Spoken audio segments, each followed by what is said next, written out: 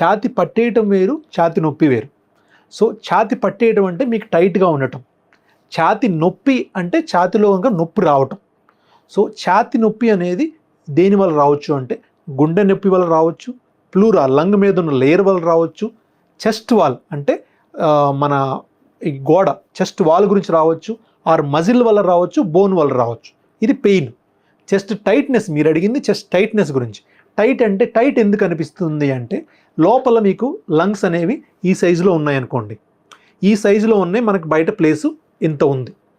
అప్పుడు లంగ్స్ హ్యాపీగా కంఫర్టబుల్గా ఉండి కొంచెం ఎక్స్పాండ్ అవుతూ క్లోజ్ అవుతూ హ్యాపీగా ఉంటాయి.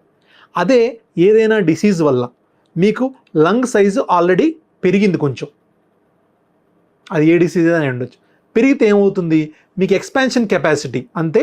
ఇంతకుముందు ఇంత స్పేస్ ఉంది మీకు ఎక్స్పాండ్ అవడానికి, ఇప్పుడు ఇంత స్పేస్ లేదు, ఇంత కొంచెం ఎక్స్పాండ్ అయిపోయింది ఆల్రెడీ. అప్పుడు ఏమవుతుంది, మీకు కొంచెమే పెరగగలదు, లంగ్ ఎక్స్పాండ్ అయ్యి కొలాప్స్ అవ్వగలదు. సో అప్పుడు ఏమవుతుంది, ఆటోమేటిక్గా మీకు చెస్ట్ టైట్గా అనిపిస్తుంది. ఈ టైట్నెస్ ఏ జబ్బులో వస్తుంది అంటే బ్రాంకియల్ ఆస్తమా, ఉబ్బసం వ్యాధిలో ఈ టైట్నెస్ అనేది మెయిన్ సిమ్టమ్ అండి. ఈ ఉబ్బసం వల్ల భయపడాల్సిన అవసరం ఏమీ లేదు. ఎవరైతే ఈ టైట్నెస్ కానీ ఆయాసం కానీ పెళ్లికూతురు కానీ ఉంటుందో వాళ్ళు ఇమీడియట్గా స్పైరోమెట్రీ అనే టెస్ట్ చేయించుకొని ఆ టెస్ట్ కనుక పాజిటివ్ ఉంటే ఆస్తమా అని ఇన్హేలర్స్ మొదలుపెట్టుకుంటే ఈ టైట్నెస్ అనేది 100% తగ్గిపోతుంది. సో టైట్నెస్ అనేది డేంజరస్ కంప్లైంట్ కాదండి.